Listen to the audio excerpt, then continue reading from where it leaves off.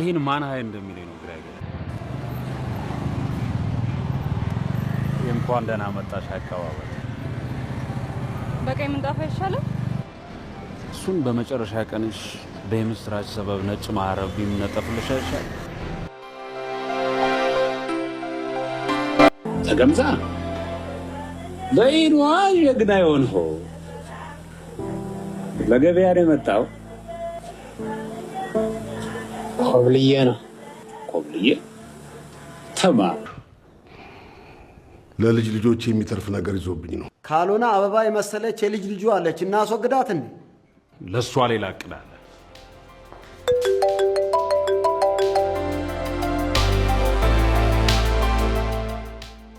የዛሬው እንግዳችን አርቲስት ሄኖክ ዘርአብሩክ ይባላል። ብዙዎቻችሁ በፊልም በቲያትርና በተከታታይ የቴሌቪዥን ድራማዎች ታውቁታላችሁ።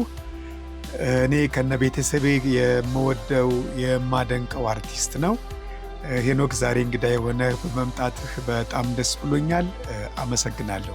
እኔም በጣም አመሰግናለሁ አብሬ ካንተ ጋር እንደዚህ መድረክ ላይ ወጥቼ በእንደዚህ አይነት ሁኔታ መገናኘቴ በጣም ደስ ብሎኛል። አብርሽ አከብርሃለሁ። ቤተሰቦቼንም አመሰግናለሁ፣ እወዳለሁ። ቤት በተቀመጥኩባቸው ጊዜያት ሳያቸው ደስ ከሚሉኝ አርቲስቶች አንዱ አንተ ነህ። ዛሬ እንግዳዬ በመሆንህ እድለኛ ነኝ። ሄኖክ የት ተወለደ? የት ነው ያደገው? እንዴት ወደዚህ ሙያ ሊገባ ቻለ? ሄኖክ ተወልዶ ያደገው ጎንደር ነው፣ ጎንደር ከተማ። ከዛ ባሻገር ያው እግር ኳስ ላይ ስፖርቱ ላይ አልጠፋም ነበረ። እግር ኳስ ፕሮጀክት ጀምሬ ድንገት የሆነ ሰዓት ቴብል ቴኒስ ሲጫወቱ ሰፈር አካባቢ ቀበሌ ያለ ቴኒስ መጫወት ፈለኩ። ልጫወት ስል አጋጣሚ ለካ ክበብ አለ፣ የክበቡ ቴኒስ ነው። ስለዚህ ቴኒስ ለመጫወት ፈልጌ የቲያትር ክበብ ውስጥ ገባው ማለት ነው።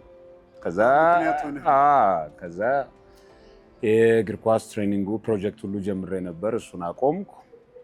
በአንደር 17 ከተጫወትኩ በኋላ ፕሮጀክት ጀምሬ ከዛ በኋላ አርት ውስጥ ገባው ማለት ነው። አርት ውስጥ ቴኒስ አስቤ ገብቼ ዳንስ እና ቲያትር እነዚህ ነገሮች መስራት ጀመርኩ።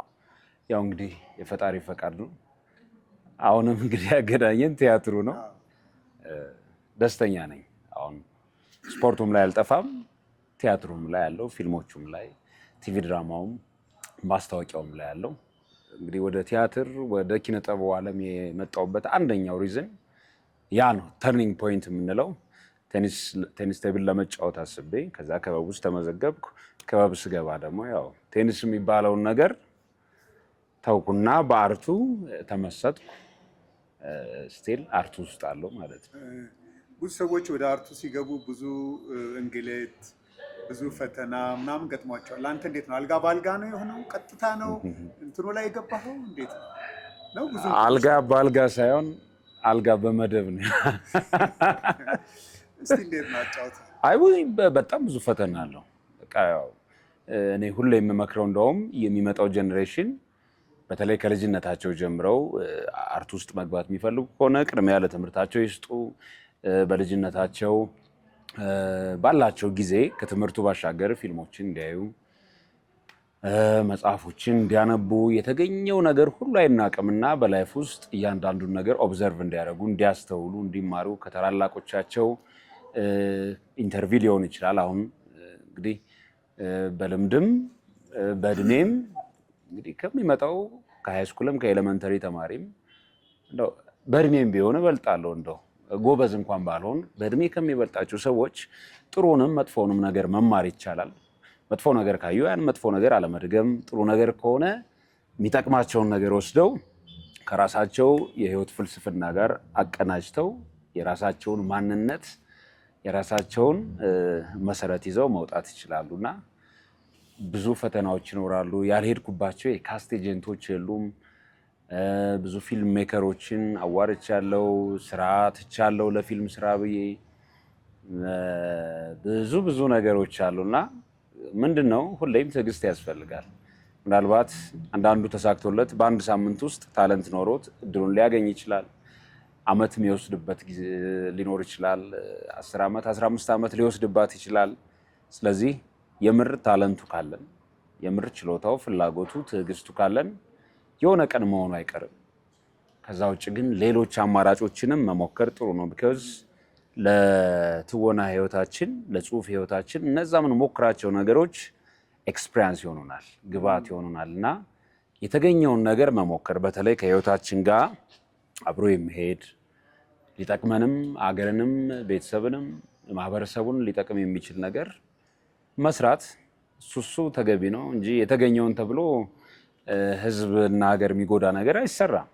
ስለዚህ ጥሩን ነገር ሁሉ የተገኘውን መልካም ነገር ሁሉ መሞከር መስራት ተገቢ ነው። ሄኖክ መጀመሪያ የሰራው ቲያትር ወይ ፊልም ምን ነበር? ያኔስ ምን ነበር የተሰራው? በነገራችን ላይ ክበብ ውስጥ እያለው 1-3-4 ቲያትሮች ሙሉ ጊዜ ቲያትሮች ሜን ካስት ሆኜ እያጠናሁ ለመድረክ ይቀርባል ተብሎ ሾው ይሰረዝብናል፣ ወይ ሙዚቃ ወይ ሌላ ዳንስ ምናምን ይቀርብና ቲያትሩ የሆነ ነገር ይሆናል። ሜካፕ ተሰርተን ምን ብለን ወይ ደግሞ ሌላ ቲያትር ይጠናና የሙሉ ጊዜ እንግዲህ የ2 ሰዓት የ2 ተኩል ቲያትር እዛ አማተር እያለን አጥንተን ምን ብለን ከዛ አንድ ካስት ሊጎልብን ይችላል። ጨርሰን ሁሉም ነገር አልቆ አንደኛው እንዲሁ ሊቀር ይችላል። ከዛ ሌላ ሰው እስኪያጠና ደግሞ እናስጠናለን። ቮካል ኤክሰርሳይዝ 1 ሰዓት 2 ሰዓት እንሰራለን። ዲያሎግ ያ ነገር አግዞናል። ጊዜው ይርዘም ይጠር ብቻ ጊዜውን ጠብቆ ያ ነገር ይከፍላልና መጀመሪያ እነዛን ነበር የሞከርኩት። ከዛ በኋላ ግን እዚህ ብሔራዊ ቲያትር በዋነኝነት በፕሮፌሽናል መድረክ የቴዎድሮስ ራዕይን መጀመሪያ ሰራው። ከዛ ግይድ እንደዛ እያለ አልሞስት አሁን ለ12 ዓመት እንደዛ ከመድረክ ወርጄ አላውቅም። በሳምንት አንዴ ወይ 2 ወይ 3 ወይ 4 እስከ 4 እስከ 5 ቲያትሮች የደረስኩበት ጊዜ ነበረ። ስለዚህ ቀጥታ ብሔራዊ ቲያትር መድረክ ላይ ነው የወጣው ወጣው አልወርድም አልኩ። በጣም ከብሔራዊ ውጭ ማዘጋጃ ቲያትር ቤት፣ ሀገር ፍቅር እነዚህም ጋር የተለያዩ ቲያትሮችን ሰርቻለሁ እና ቲያትር ጥበብ ስለሆነ የትም ቦታ መሰራት ይችላል። በአብዛኛው ግን ሙሉ ጊዜን ያሳለፍኩት ማለት ይቻላል በኢትዮጵያ ብሔራዊ ቲያትር ነው። ይሄው አሁንም ያለሁት እዚሁ ነው እንግዲህ ከልምምድ ፍቅሬን ብዬ ማንነቴን ትቼ ለአንተ ሰላይ ሆኜ በገባሁ ራሴን ዋጋ ባስከፈልኩ ፍቅሬን ትዳሬን ባልኩ 80 ያልያዘ ትዳር ዋጋ የለው። እሺ ሄኖክ በጣም እድለኛ ነህ። ብሔራዊ ቲያትርን የሚያህል ተወዳጅ መድረክ ላይ መስራትህ በጣም እድለኛ ነህ። ብዙዎቻችን የምናፍቀው የምንጓጓለት ነገር ነው። አብልጠህ የምትወደው ቲያትር አለ ከሰራሃቸው ውስጥ? የሶክራተስ የህይወት ታሪክ ባዶ እግር በእንግሊዝኛው ቤርፉት ኢን አቴንስ የሚለው ቲያትር ለእኔ ማስተርፒስ ነው። ወደ 5 ዓመት እዛ በላይ የሰራው ቲያትር ነው። ግሪክ አክሮፖሊስ የሚባል መድረክ ላይ አምፊ ቲያትር ላይ ሁሉ ሰርተነዋል። እነ ያኔ ፐርፎርም ያደረጉበት በዓለም ላይ ታዋቂ የሆኑ ተዋናያኖች፣ ሙዚቀኞች፣ ዳንሰኞች ፐርፎርም ያደረጉበት መድረክ ነው። እዛ የሶክራተስን ገጸ ባህሪ ተጫውቻለሁ። ያ ለእኔ ማስተር ፒስ ነው። በቲያትር ህይወት አንደኛ ብዬ የምሰጠው 2 ሰዓት በላይ ከመድረክ የማልወርድበት ትልቁ የህይወት ክፍሌ ነው ማለት ነው። እንግዲህ ወደ ውጭ ግሪክ አቴንስ ልበል። አክቹዋሊ አንድ ቦታ ላይ ሄድኩት አቴንስ ውስጥ ግሪክ አቴንስ። እንግዲህ የቲያትር የጥበብ ትልቋ ቦታ ነች አቴንስ። እዛ ቦታ ሶክራተስ የተወለደበት የታሰረበት ቦታ ላይ ፐርፎርም አድርገናል።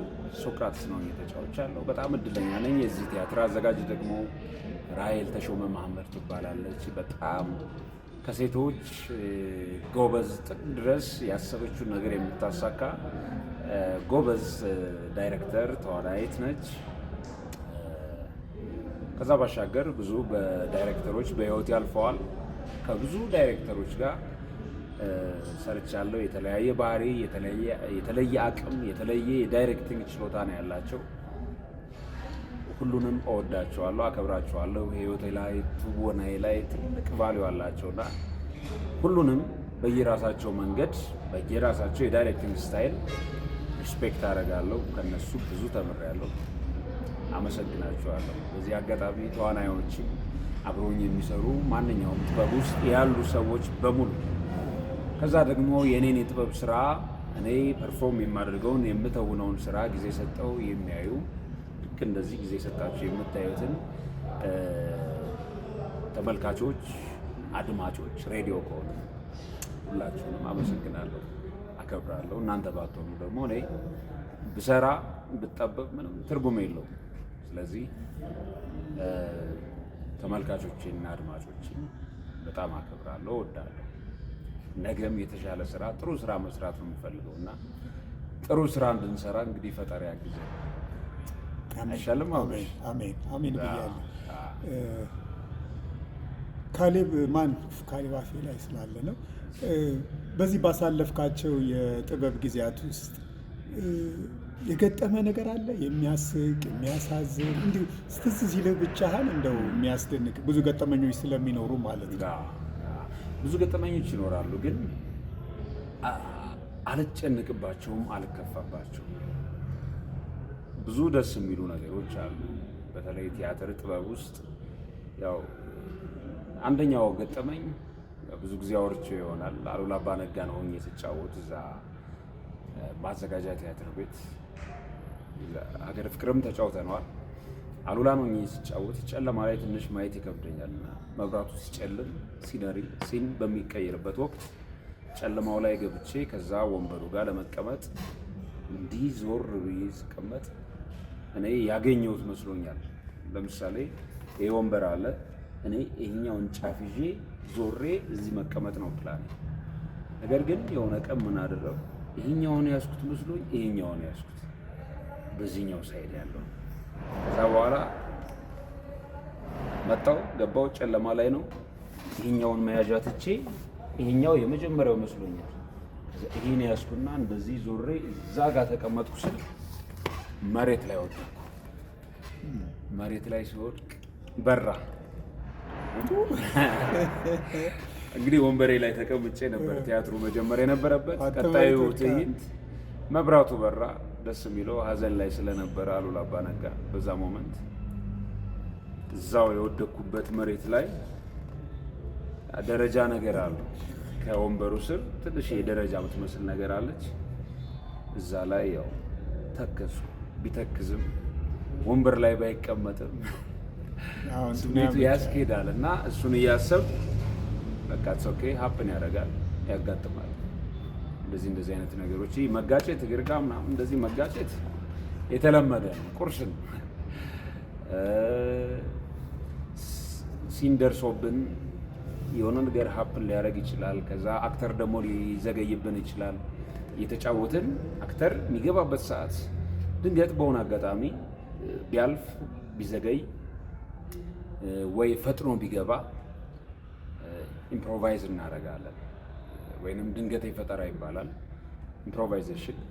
ስለዚህ ያን ነገር ለማስተካከል ከዘገየ እስኪመጣ ድረስ ቲያትሩ ጸጥ እንዳይል እንዳይቆም ከሀሳቡ ጋር ከታሪኩ ከገጸ ባህሪው ጋር አብሮ የሚሄደውን ዲያሎግ እና ስሜት በመፍጠር እዛው መጫወት፣ እንደዚህ አይነት ነገሮች እንደውም ያስደስቱኛል፣ ኢንጆይ ያደርጋለሁ።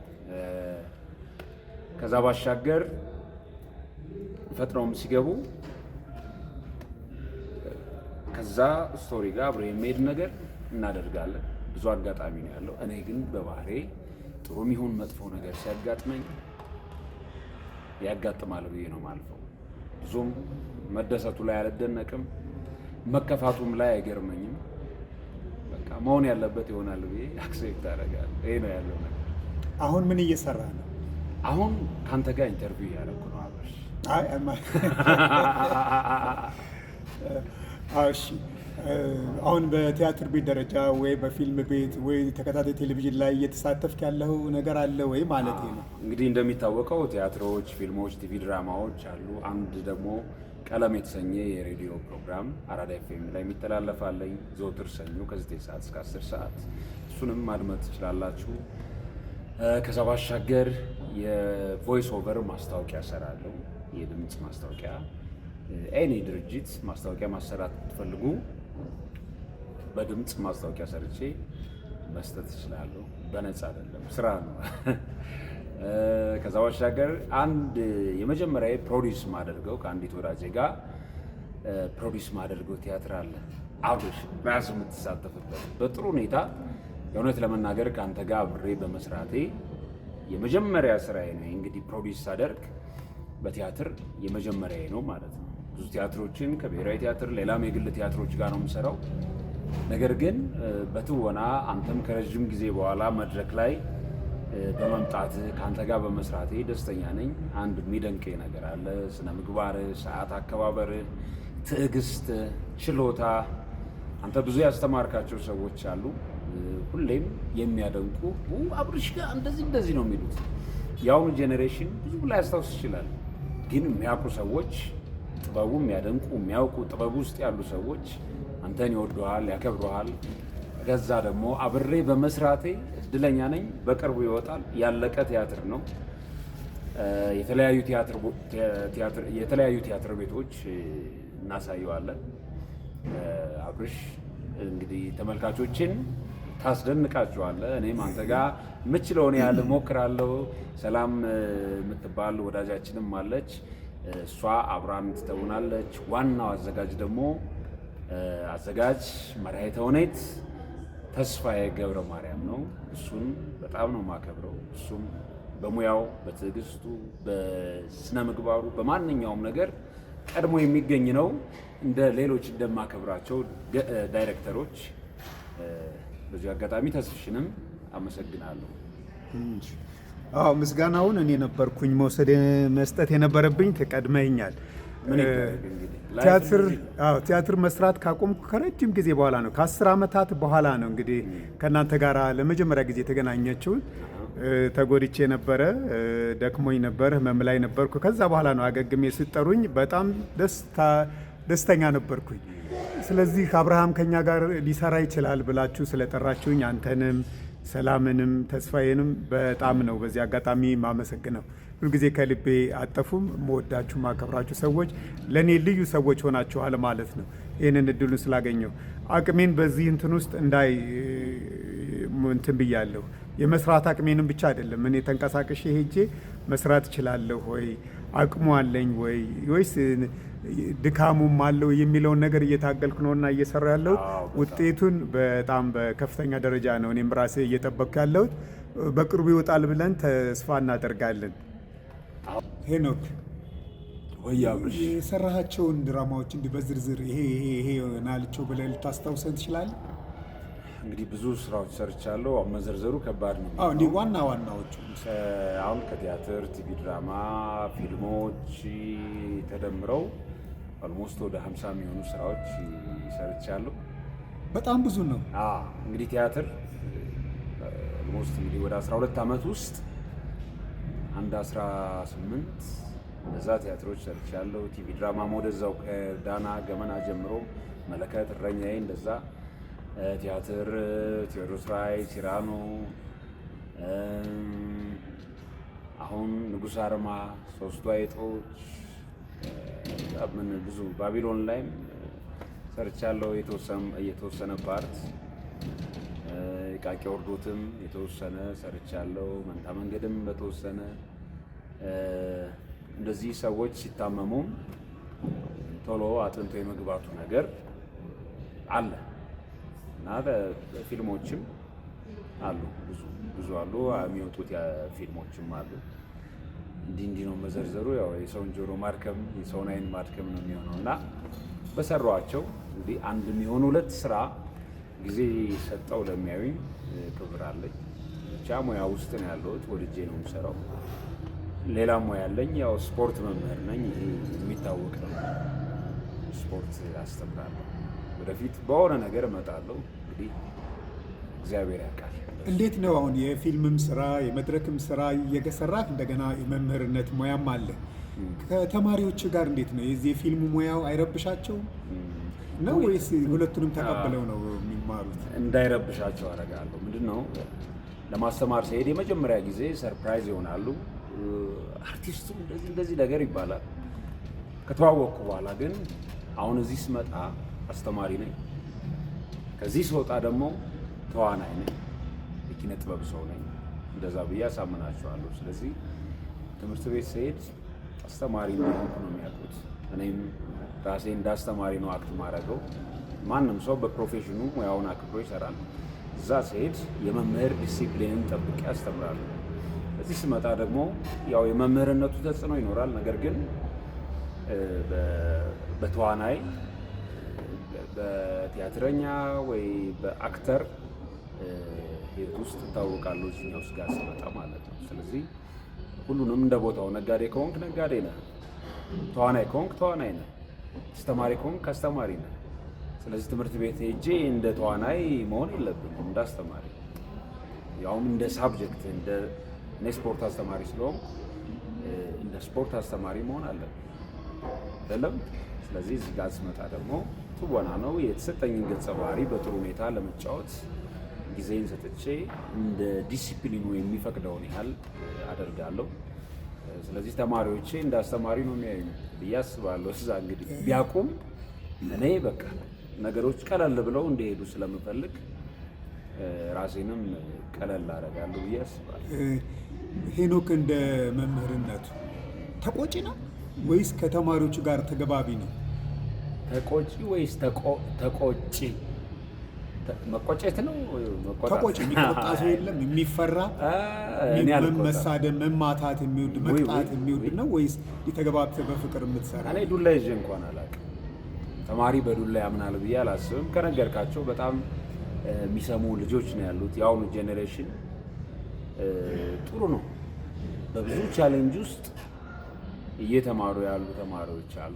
እኔ እሱን ሳላከብር ሳላደንቅ አላልፍም። እኔ የአሁኑን ጄኔሬሽን አከብራለሁ፣ እወዳለሁ። ስርዓት ያላቸው ናቸው፣ ይሰማሉ። ብዙ ፈተና ብዙ ቻሌንጅ የሚያዩ ናቸው።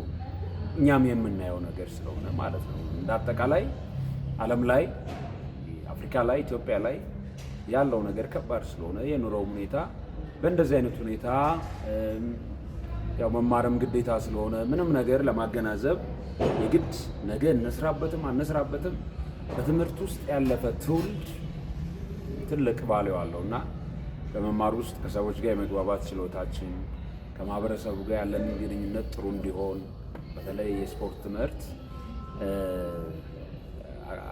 ፊዚካላችን ብቻ ሳይሆን አይምሯችንን፣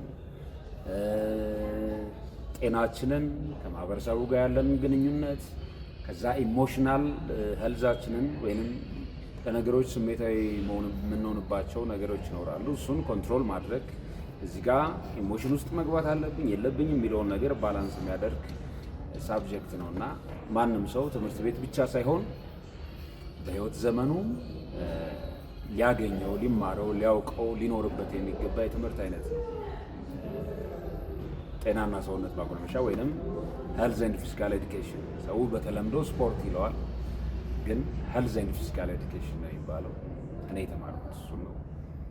ስለዚህ ሰው በተገኘው አጋጣሚ መንቀሳቀስ፣ አመጋገቡን ማስተካከል ቢችል ረዥም ጊዜ ለሀገሩ ለቤተሰቡ ጤናማ ሆኖ ማገልገል ይችላል። ስፖርትም ሲጨመርበት ማለት ነው። አንድ የታዘብኩት ነገር አለ። ምናልባት የስፖርተኛ መሆንህም መሰለኝ የጠቀመ ሌላ ጋር ቲያትር ሰርተህ ተለማምደህ ጠዋት ወይም ስራ ላይ ሆነ መተህ እንደገና እንደ አዲስ ነው የምትሰራው። ድምፅህ አይቀየር፣ ጉልበትህ አይቀየር፣ ስሜትህ አይቀየር። ከዚህ የተገኘ ነው ማለት ነው። እንግዲህ እግዚአብሔር ይመስገን አሁን ሊሆንም ላይሆንም ይችላል። አንዳንዴ ሰውነህ ትደክማለህ። ነገር ግን ነገሮችን ወደ የምታደርጋቸው ከሆነ በድካም በትራንስፖርት እጦት ሊሆን ይችላል። በብዙ ቻሌንጅ ውስጥ ብትመጣም እንኳን እዚህ ጋር ግዴታ ነው፣ ሌላ ጉዳይ ነው፣ አዲስ ካራክተር ነው፣ አዲስ ስራ ነው። ከዛ ደግሞ ያንተ መድከም ለሌላው ሰው ቫልዩ የለውም። ቢካዝ ያ ሰው ጊዜውን ምኑን መስዋዕት አድርጎ እስከመጣ ድረስ አይደክሞኛል ብለህ አትተው። ቢደክም እንኳን ወጥ አድርገህ ትሰራታለህ፣ ግዴታ ነው። ስለዚህ የሰውን ጊዜ ማባከን፣ ተሰላሽቶ መስራት እንደዛ አልፈልግም። ኢቨን ሌት በሆን ምን ብል እንኳን ስራ ላይ ሲሆን በቃ ስራዬን በአግባቡ እሰራለሁ። ሁሌም እንግዲህ አብርሽ የምታየው ይህን ነገር ነው። ስራ ከጀመርን ጀመርን፣ ፎከስ እሆናለሁ ስራ ላይ ድካም ቢኖርም እንኳን ማለት ነው። ስለዚህ እንደክማለን፣ እስካለን ድረስ እንሮጣለን። እንግዲህ የሰው ልጅ የሚያርፈው ሲሞት ነው ይባላል። እስካለን ድረስ ግን ጥሩ ነገር ሰርቶ በምንችለው በሙያችን የሰውን ሕይወት ማይጎዳ ነገር ሰርተን ማለፉ ጥሩ ነው። እንደዛ እያደረግኩ ነው ብዬ አምናለሁ። እንደዛ ባይሆን አብርሽ እኔ ጋ አይሰራም ነበረ። እውነት ነው። ሄኖክ ምን ይወዳል ከዚህ ከሙያው ውጭ? ከሙያው ውጭ ያው ስፖርት ምንም ጥያቄ የለውም። ውሃ በጣም እወዳለሁ። እንዳውም ሰሞኑን ውሃ ተወደደ ተብሎ በጣም ደብሮኛል የእውነት ለመናገር። እኔ ሌላ ነገር ቢጨምር ያው የለመድነው ነው። ውሃ ግን የፈለገ ቢሆን ህይወት ነው። ስለዚህ ውሃ ላይ የነዳጅ ጉዳይ የምን የሚባል ነገር አይደለም እና እዚህ ላይ ትኩረት መደረግ አለበት ብዬ አስባለሁ። ውሃ በጣም እወዳለሁ። ሌላስ? ሌላ ውሃ እወዳለሁ። ውሃ እወዳለሁ። ወክ ማድረግ እወዳለሁ። ሰዎች ጋር መጫወት እወዳለሁ።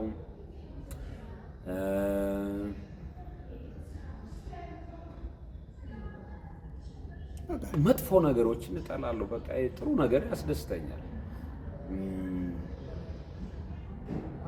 ተፈጥሮን እወዳለሁ። በጣም ተፈጥሮን እወዳለሁ። ፈጣሪ የፈጠረውን ነገር ሁሉ እወዳለሁ፣ አከብራለሁ። ያ ማለት እንደዚህ ሌላ ነገር ነኝ እያልኩ አይደለም። በቃ እንደ ማንኛውም ሰው እኖራለሁ። ግን ተፈጥሮ የሆኑ ነገሮች ደስ ይሉኛል። ቢኮዝ ፈጣሪ የፈጠራቸው ነገሮች ሁሉ መልካምና ውብ ስለሆኑ እኔም እወዳቸዋለሁ። ይሄው ነው ያለው ነገር። ሌላ ሳልናገር አላልፍም የምትለው ነገር ካለ? ሳልናገር አላልፍም የምለው ነገር አንድ ረዥም ጊዜ የወሰደብን ቲያትር አለ። አብርሽ አንተ የምታውቀው በጣም በብዙ ቻሌንጅ እንግዲህ ከሕክምናም እየቆየ እየመጣ እየተቸገርክ እየመጣ የሰራ ነው ቲያትር አለ። ካለፈ ቆይቷል። ብሔራዊ ቲያትር ወረፋ እየጠበቀን ያለው። ከብሔራዊ ቲያትር ውጭ ደግሞ ሌሎች ቲያትር ቤቶች እርግጠኛ ለመሆን ነው ማለት ናገሩ። አሁን እርግጠኛ ስንሆን የት ቲያትር ቤት እንደሚታይ እናሳውቃቸዋለን። ተመልካቾች፣ አሁን ይህን ኢንተርቪው የምታዩ አድማጮች፣ ተመልካቾች ቲያትራችን መጣችሁ እንደምታዩ ምንም ጥርጥር የለኝም። ምክንያቱም ከብዙ ጊዜ በኋላ ተመልሶ ወደ መድረክ ላይ የመጣውን አብርሃም ቀናውን ታያላችሁ። እኔም አለው። ሰላም የምትባል ጎበዝ ተዋናይት ደግሞ አለች። እሷ አዲስ ነች። እንግዲህ አዲስ ተዋናይትም አብራችሁ ታያላችሁ። ዋናው አዘጋጅ ደግሞ ተስፋዬ ገብረ ማርያም ነው። ተስፋዬ በብሔራዊ ቲያትር በጣም ትልልቅ ስራዎችን ያዘጋጀ የተወነ የጻፈ ታላቅ መራሄ ተውኔት ወይንም አዘጋጅ ነው። ከዛ ባሻገር በዙሪያዬ እንዲህ ነው አልልም። ብዙ መልካም ያደረጋችሁልኝ ሰዎች አላችሁ። ስም ከጠቀስኩ ከባድ ነው፣ የሚቀየመኝ ሰው ይኖራል። ስለዚህ ሁሌም ልቤ ውስጥ አላችሁ። አይዞ በርታ፣ ሄኖክ አጠገብ ነኝ የምትሉ ሰዎች ሁሉ ሁሌም ልቤ ላይ ቦታ አላችሁ። ስም ከዘረዘርኩ ከባድ ስለሚሆን ስም ባልጠራ ደስ ይለኛል። ቤተሰቦችን አመሰግናለሁ። አብርሽ ስለጋበዝከኝ አመሰግናለሁ። የወደፊት ሀሳብህ እንዲሳካልህ ስራችንም ውጤታማ እንዲሆን ተስፋ አደርጋለሁ። እንግዲህ እኔ ባጎደል እንግዲህ እግዚአብሔር ይጨምርበት አይደል? አመሰግናለሁ። ጊዜን ሰጥተህ ከኛ ጋር በመቆየትህ በጣም ነው ከልብ የማመሰግነው። አሁንም ደግሜ እናገራለሁ፣ የምወድህ የማከብርህ አርቲስት ነህ። ከአንተ ጋር በመስራት እድለኛ ነን። ወደፊትም እንገናኛለን። ግድ ነው። በጣም ነው የማመሰግነው። እኔም አመሰግናለሁ አብሬ። መልካም ጊዜ።